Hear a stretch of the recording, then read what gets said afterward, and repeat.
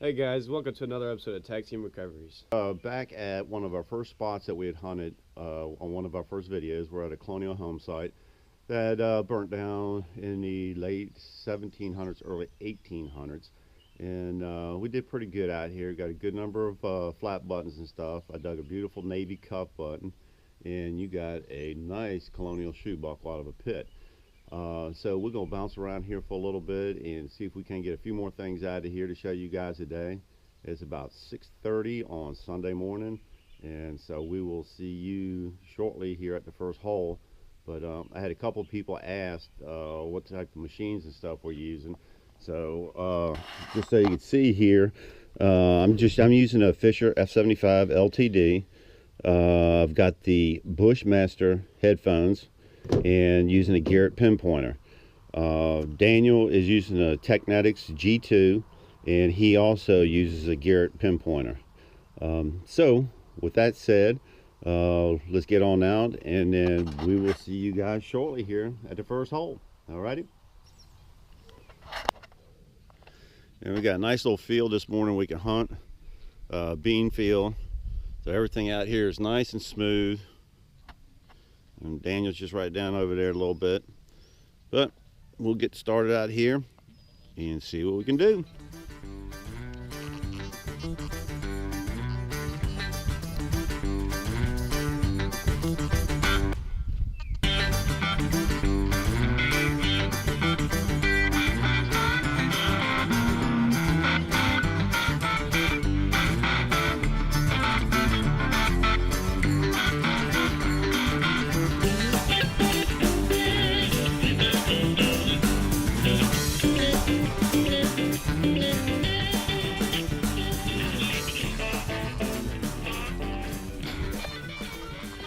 Well, so far this morning, I have got a couple of pieces of broken shoe buckle, furniture tack, and some miscellaneous lead and stuff. And this is actually my first good target here, and I can just see it down in the dirt right here.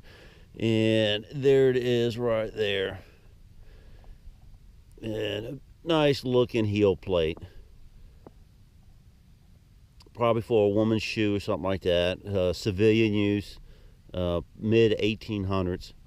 But that is a really cool find. So this isn't a bad start. So hopefully probably get some coins or something out of here, man. The field's nice and smooth and stuff out here. A little bit of trash, but really like that, man. That is a cool find right there.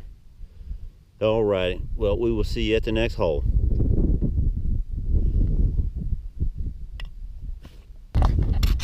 And take a break over here for a minute and walk over. Daniel's got a couple of items, so we're going to take a look at what he's got here.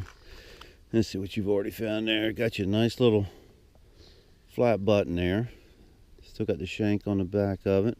Ain't nothing on the front, but that's probably like 1820s to 1840s. Cool little find right there. Let's see, what do you got there? All right. That is part of a strap guide, most likely went on the saddle or something like that. But there'd be a round disc that went in behind this with some studs, and this thing would go over top of that round disc, and the straps would go in between that little area, that opening that's right there where my index finger is, and the straps would go right through that. But there'd be a disc applied to the saddle for that. And then what else you got here? Now, this is cool. There's a nice little rivet here. Nothing rare or anything like that, but if you look at it real close, you can see an anchor on it. And they would put designs on them from time to time. They have little stars and wheels and stuff like that on it, but this one's got a nice little anchor on it right there. You can see right in the center right there. Not sure that it represents anything, just something fancy. But anyhow, all right, buddy. We got a few other things there. Harmonica reed, a couple pieces of brass. Furniture tack. And furniture tack. I picked up one of those a little while ago too. And then you said you had a spoon or something? Spoon handle? Knife. What's that? Piece to a knife. Okay, gotcha. Yep. Unfortunately, you can see back here, this has all been plowed. So, little plowed area here back behind the house. All right, Bummer. Get it done. Get some more, man. And we'll see you shortly. Yeah, right. There's a lot of iron in here. This house has been pushed around through this field and stuff here, the original one. and then the other one got built, so I'm not able to film actually finding the targets, but once I dig them up, I'll show them to you guys. But anyhow, my next signal here, this is really cool. This is old, and this is an early Colonial buckle right here.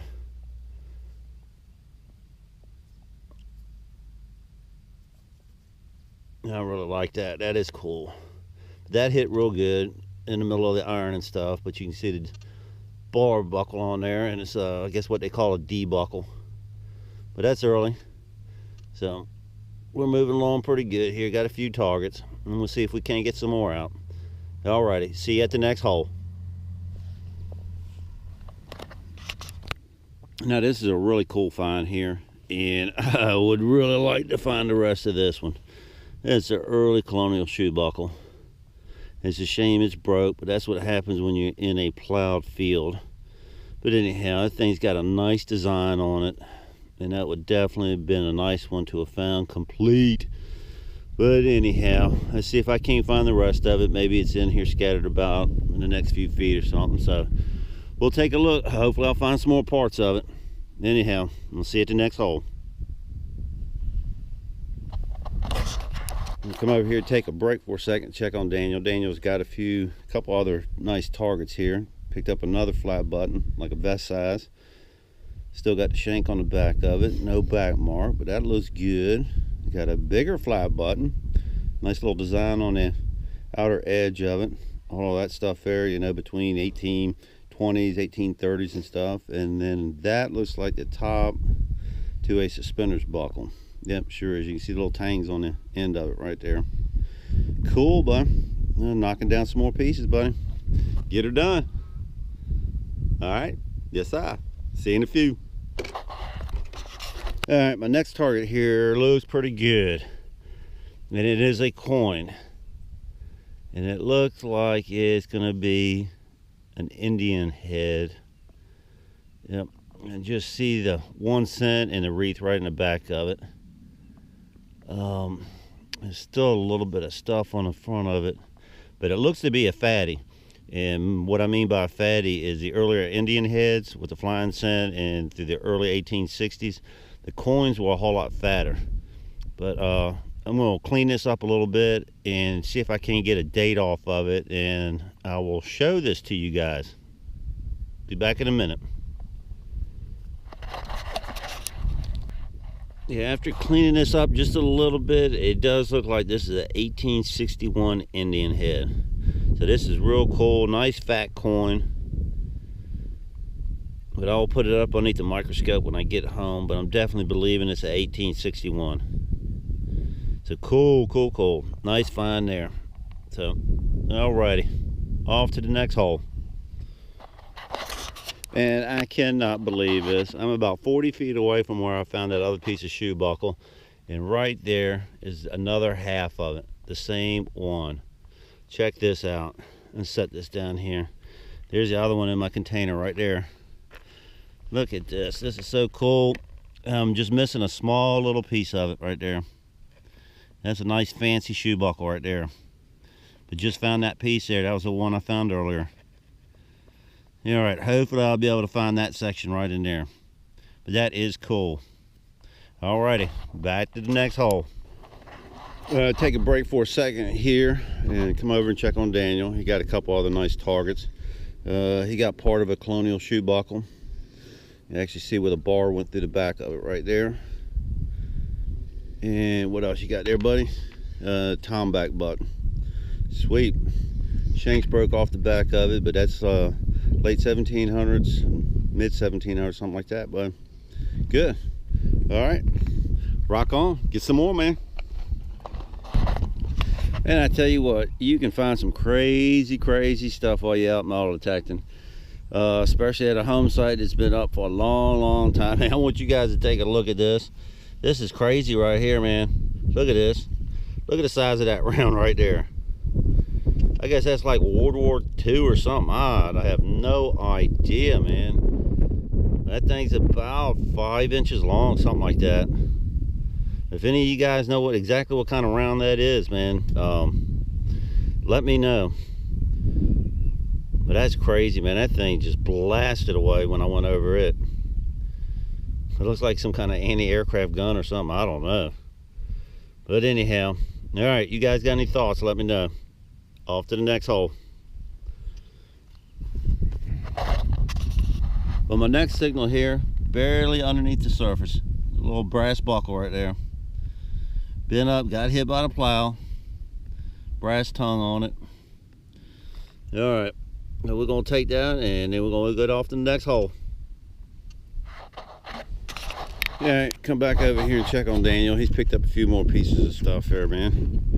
What you got, bud? Couple buckles, flat button. I dropped one right there. That's it. There we go. Yep, nice piece of early Colonial shoe buckle. What else you got there? Another tomback button. Another piece of Colonial shoe buckle. Two different styles there. Another big old fat tomback. And another D buckle, kind of like the one I got earlier. Nice, buddy, nice. Getting it done, buddy. I like it. All right, buddy, get some more. Well, Daniel's been killing me on the buttons, but I just found my first one. Little 4-hole button right up underneath the bean cuttings. So, I'll take that and see you at the next one. All right, let's see what else Daniel got going on here. We got another big old flat button. Man, that thing's like 26, 28 millimeters, man. Shank's still standing straight up on the back of it. Nice, nice, nice. What's that? Now part of a pipe bowl down in the hole. Check that out. Cool. All right, Bubba. You're killing the buttons, buddy. Killing the buttons. And this next signal here looks to be a piece of horse tack. A little decorative piece. It probably went on some leather gear and stuff. It's got two little prongs on the back, which would have been folded over once gone through a leather strap or something like that.